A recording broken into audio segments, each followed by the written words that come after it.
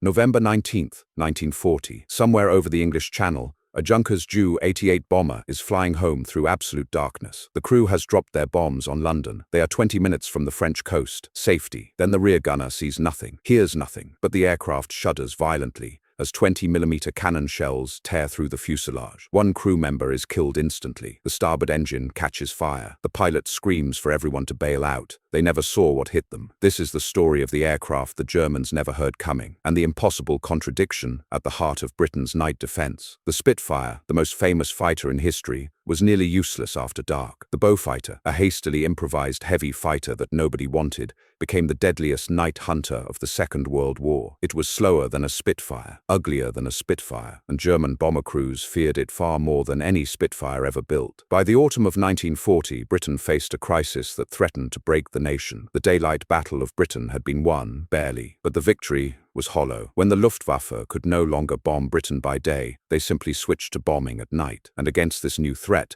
the Royal Air Force was almost completely helpless. The Blitz, from the German word Blitzkrieg, lightning war, began in earnest on September 7th, 1940. That night, 300 German bombers struck London's Docklands. The fires burned so fiercely that bomber crews arriving later in the night simply aimed for the glow on the horizon. Over 400 civilians died. 1,600 were seriously injured, and this was just the beginning. Night after night, the bombers returned. The wail of air raid sirens became the soundtrack of British life. Families huddled in Anderson shelters dug into their gardens or crammed into underground stations, listening to the crump of explosions above. The morning light revealed fresh devastation. Houses reduced to rubble, churches gutted by fire, streets cratered by high explosive. In the 8 months of the Blitz from September 1940 to May 1941, some 43,000 British civilians were killed. Perhaps 3 times that number were seriously injured. Entire neighborhoods were erased from existence, and there was almost nothing the RAF could do to stop it. The numbers tell the story of catastrophe. In November and December 1940, the Luftwaffe flew 9,000 sorties against British targets at night. RAF night fighters claimed only 6 bombers destroyed, 6 aircraft out of 9,000 sorties. That is a kill rate of less than 0.1%. Think about that. German bomber crews had better odds of dying in an accident than being shot down by a British night fighter. The darkness had become their armor. London burned. Coventry was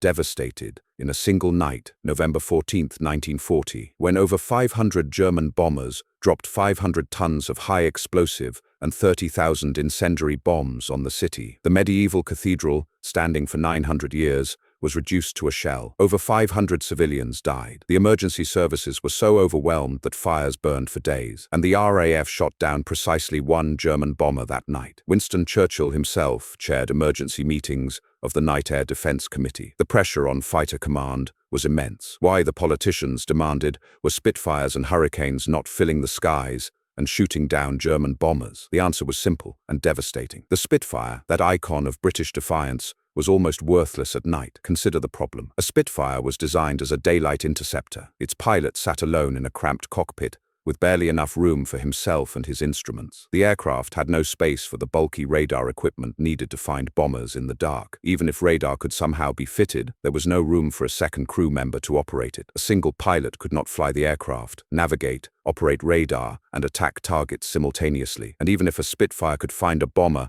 the pilot faced another problem. His eyes, adapted to the darkness, would be blinded by the muzzle flash of his own guns. The brilliant white exhaust flames from his Merlin engine destroyed his night vision. And in 1940, the Spitfire's armament was 8 rifle-caliber machine guns, weapons that required sustained, accurate fire to destroy a bomber. At night, with limited visibility and fleeting contacts, that accuracy was almost impossible to achieve. The Spitfire was the finest daylight interceptor in the world. In darkness, it was little better than a man stumbling blindly through an unlit room. Air Chief Marshal Hugh Dowding, the commander of Fighter Command, knew this painful truth. His Spitfires and Hurricanes had saved Britain by day. They could not save Britain by night. He needed something else entirely. What he needed was an aircraft that could carry radar and an operator to use it. An aircraft fast enough to catch German bombers. An aircraft with enough firepower to destroy a bomber in a single brief pass. Because in the darkness, there would rarely be a second chance. In October 1938, before the war even began, the Bristol Aeroplane Company had proposed exactly such an aircraft to the Air Ministry. They called it the Beaufighter, a name combining Beaufort, the torpedo bomber it was derived from, and fighter. The concept was elegant in its simplicity. Take the proven wings wings, tail and landing gear of the Beaufort, design a new fuselage around two powerful Bristol Hercules engines, and create a heavy fighter that could be in production within months rather than years. The Air Ministry ordered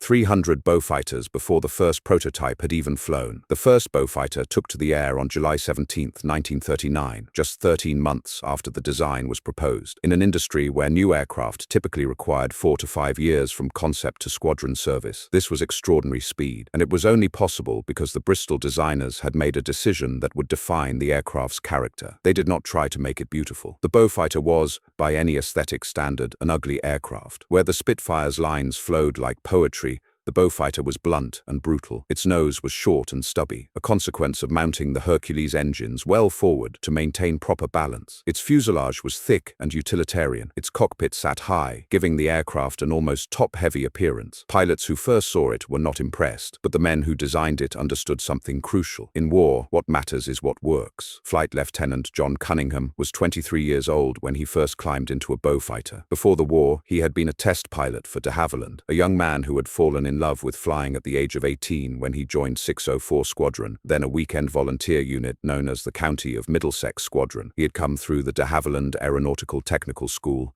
and learned to fly with the precision that test work demanded. Now, in the autumn of 1940, he was stationed at Middle Wallop in Hampshire, and the German bombers were burning British cities while he and his squadron mates watched helplessly from the ground. His radar operator was Sergeant John Phillipson, a quiet, methodical man whose job was to interpret the dancing green light on a small cathode ray tube and somehow translate those abstract signals into directions that would bring their aircraft within killing distance of an enemy bomber. It was a skill that required equal parts technical knowledge and intuition, and in those early months, nobody really knew how to do it well. Cunningham's first impression of the Beaufighter was mixed. The aircraft was heavy on the controls, nothing like the nimble single-seaters he had flown before. Taking off required careful attention to prevent the powerful engines from swinging the aircraft violently to one side. The Beaufighter had a pronounced tendency to swing on takeoff, and more than one pilot had ground-looped the aircraft, or worse, during the critical seconds when power was applied. Landing was an adventure in itself, with an accident rate that made squadron commanders wince. The cockpit was cramped and utilitarian. No concession had been made to pilot comfort. The instruments were arrayed in a functional jumble, the controls stiff with the resistance of a heavy airframe. Everything about the aircraft said, this is a weapon, not a pleasure craft. But when Cunningham looked at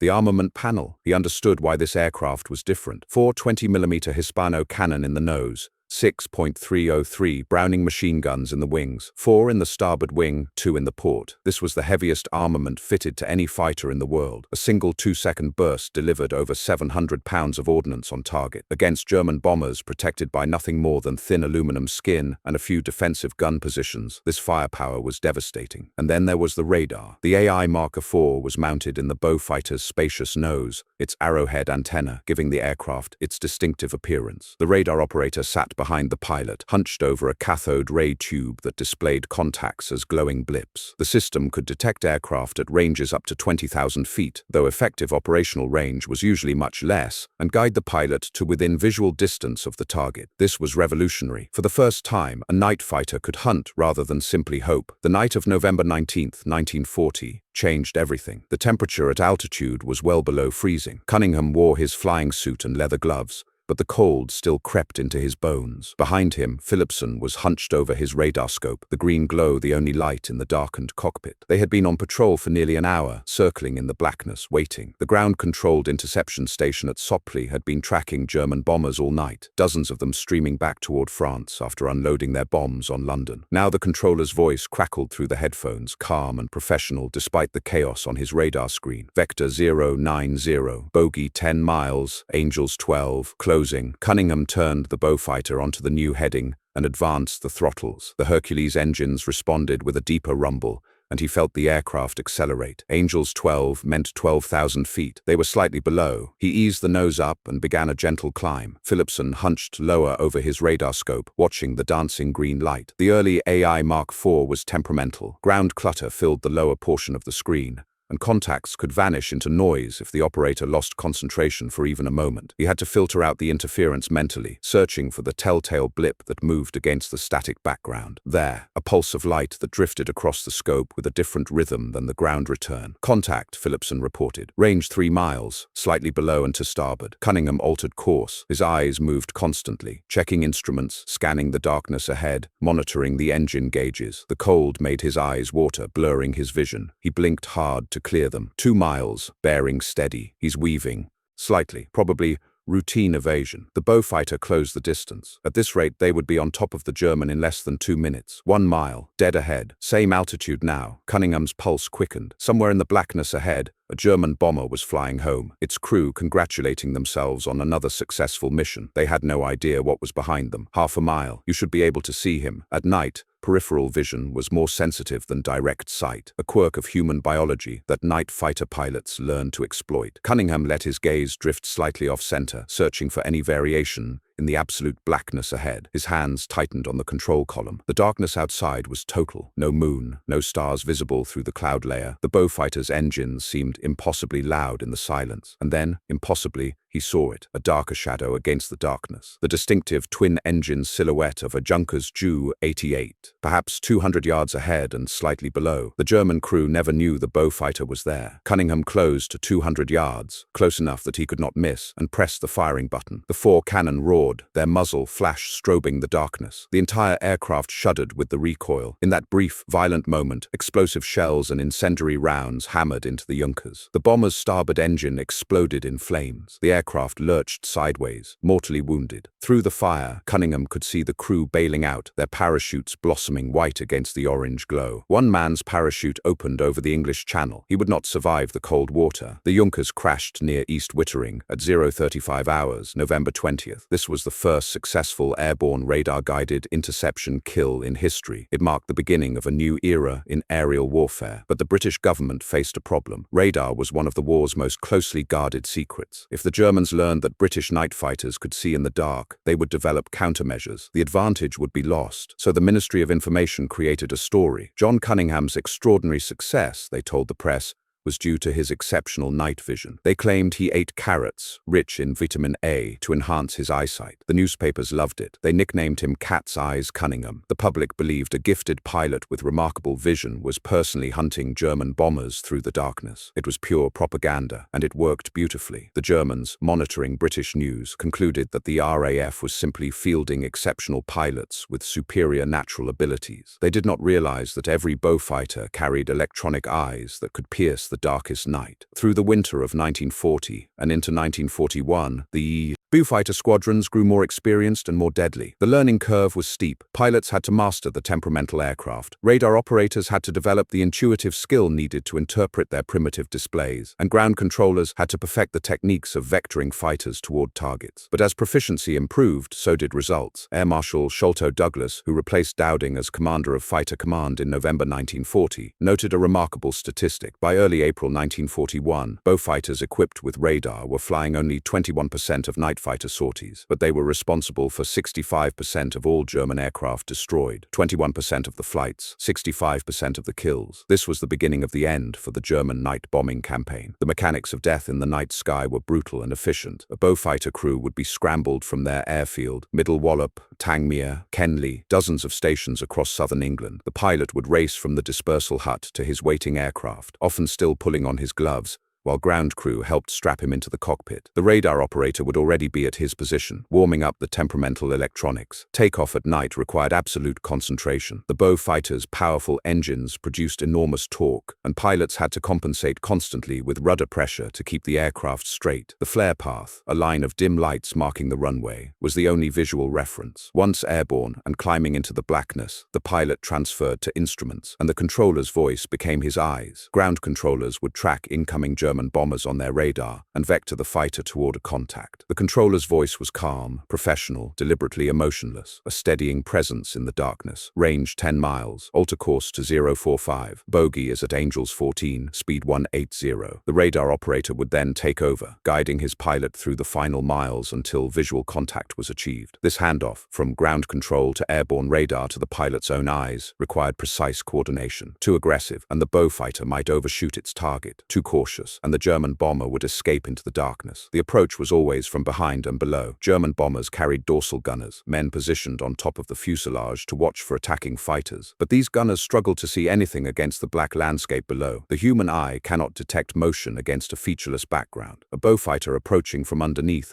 silhouetted against nothing, was virtually invisible until it opened fire. Cunningham and his fellow pilots developed specific techniques for the final approach. They learned to position themselves slightly below and behind the target, using the bomber's own exhaust flames, faint though they were, as a reference point. They learned to match speed carefully, neither closing too fast nor falling behind. They learned to hold their fire until they were close enough that missing was virtually impossible. And when a Beaufighter opened fire, the engagement was usually over in seconds. The 20mm Hispano cannon was a fearsome weapon. Each shell weighed over 130 grams and was filled with high explosive. At typical combat ranges, 100 to 200 yards, the shells could penetrate the light construction of a bomber's fuselage, wings and fuel tanks with ease. A single cannon shell striking a fuel line could turn an aircraft into a fireball. A shell striking the crew compartment could kill multiple men instantly. Against such firepower, German bombers had no defense. They could not see the fighter coming. They could not outrun it. The Beaufighter was faster than any German bomber in service. They could not outmaneuver it at night,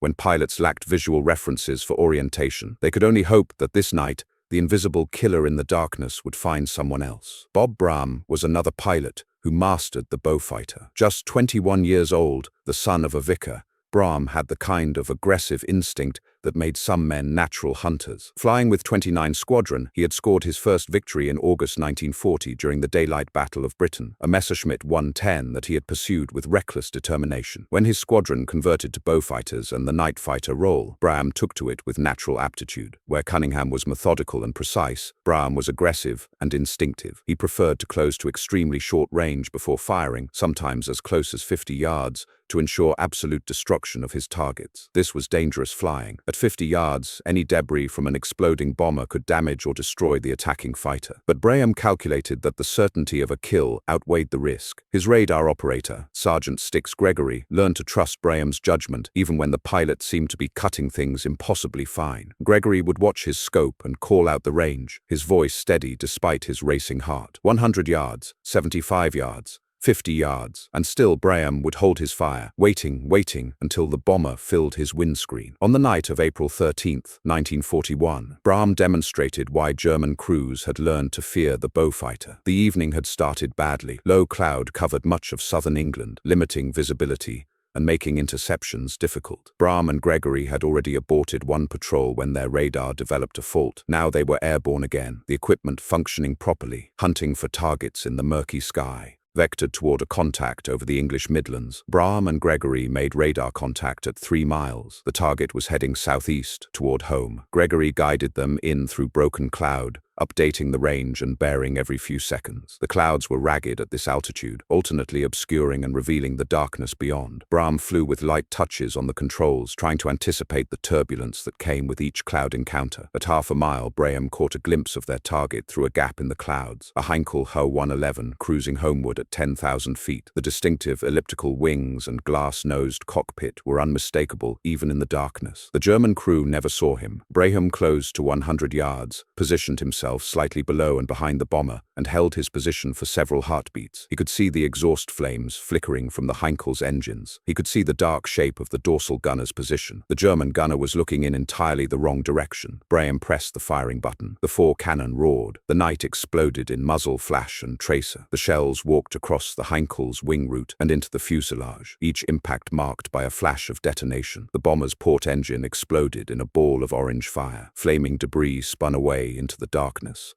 tumbling past the Beaufighter close enough that Braham instinctively ducked. The Heinkel rolled over, and plunged toward the earth, trailing fire like a dying comet. No parachutes emerged. Time from first visual contact to destruction, approximately 6 seconds. By May 1941, the Blitz was ending, though not primarily because of the night fighters. Hitler was transferring his bomber forces east for the coming invasion of the Soviet Union. The German night offensive had failed to break British morale or destroy British industry, but the Beaufighters had demonstrated something profoundly important. In March 1941, RAF night fighters destroyed 22 German bombers. In April, the number rose to 48. In May, nearly 100 German aircraft fell to British night fighters. The upward curve was exponential. On the night of May 19th alone, one of the last major raids of the Blitz, Beaufighters claimed 24 German bombers destroyed, 24 aircraft, scores of German airmen killed or captured, and this was just from one night's work. For German bomber crews, the mathematics had become terrifying. At the beginning of the Blitz, the odds of being shot down by a night fighter were negligible. By May 1941, those odds had increased dramatically and were still rising. The darkness that had once protected them was no longer safe. The Beaufighters' story did not end with the Blitz. The aircraft that nobody wanted, the improvised heavy fighter built in desperate haste, went on to serve in every theater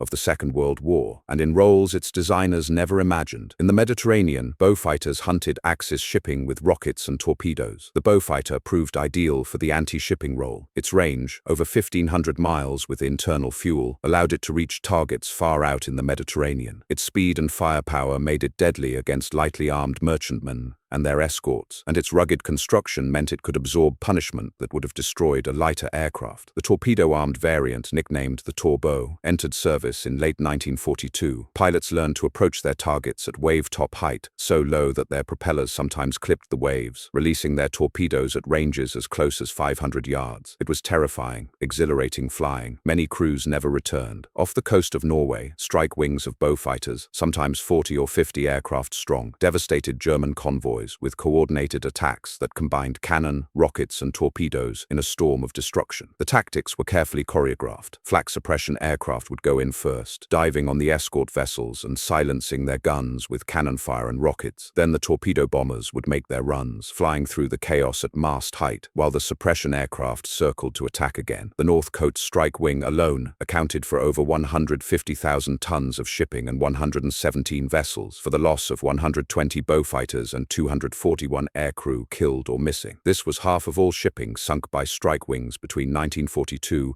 and 1945. The losses were among the heaviest in the RAF, but the results were devastating to German supply lines. By October 1944, German shipping commanders had learned to fear the daylight hours. Convoys moved only at night, hugging the Norwegian coast, sheltering in fjords during the day, and even that was not always enough. In Burma and the Pacific, the Beaufighter earned another nickname. British and Australian pilots flying low-level strafing missions discovered something unexpected about their aircraft. The Bristol Hercules engines use sleeve valves rather than the conventional poppet valves found in most aircraft engines. This design eliminated the noisy valve gear that characterized other engines. The result was an aircraft significantly quieter than its contemporaries, particularly from the front. Japanese soldiers, the story went, called it whispering death, because attacking Beaufighters often arrived before their sound did. Flying at treetop height, using terrain to mask their approach, Beaufighters could be on top of enemy positions before anyone heard them coming. One account describes a Beaufighter that caught a full-dress parade of Japanese soldiers at Myitkyina in northern Burma. They were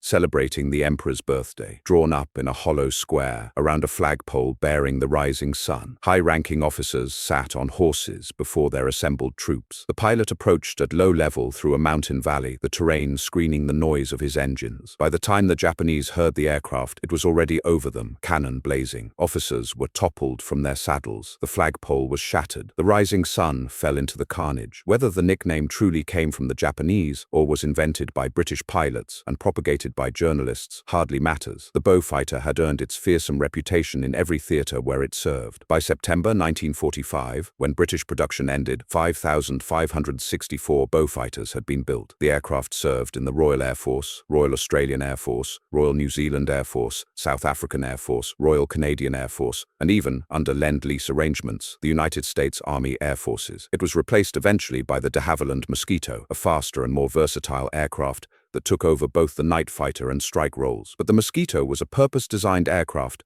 that had the luxury of proper development time. The Beaufighter was something different, an improvised solution created in desperate circumstances built from borrowed components, and rushed into service to meet an immediate need. That it succeeded so completely is a testament to British engineering pragmatism. The designers at Bristol did not try to create the perfect aircraft. They created an aircraft that was good enough and got it into the hands of pilots who could fight with it. Return now to that night in November 1940. The Junkers Ju-88 falling through the darkness. Its crew bailing out over a hostile sea. The Beaufighter that killed it, turning home through the blackness toward Middle Wallop. John Cunningham would finish the war with 20 aerial victories, 19 at night. Bob Brahm would claim 29 destroyed, including 19 at night, becoming the most successful British pilot to fly twin-engine fighters. Both men survived the war. Both were rewarded with the kind of quiet fame that Britain accorded its heroes, honors, decorations, and the respect of those who understood what they had accomplished. The German bomber crew falling toward the English Channel had no such future. They were among the first to learn a lesson that would be repeated over and over in the months that followed. The darkness was no longer safe. The night no longer belonged to the bomber. The Spitfire will always be Britain's most famous fighter. Its elliptical wings and graceful lines have become the symbol of British defiance.